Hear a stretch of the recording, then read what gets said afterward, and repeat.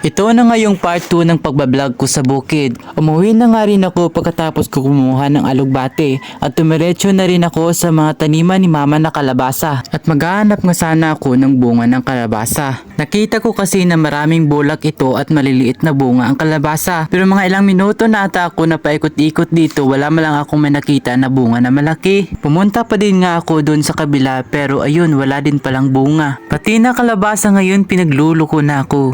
Uy, dinama yung kalabasa. Ayun na nga, mga ilang minuto ata akong paikot-ikot doon sa taniman ni mama na kalabasa. Wala malang kahit isang may nakita. Sipan ko na nga lang napupunta na lang ako doon sa puno ng mga saba na saging para manguha ng puso ng saging na saba. Sana all kinukuha yung puso. Huy, huwag ganun. Pagdating ko nga sa puno, may isa na akong nahanap. Mahilig kasi si Lola na magbola-bola ng puso na saging na saba. Sa sobrang katangahan ko nga, ayun, hindi nakadala ng panungit. Kaya ang ginawa ko,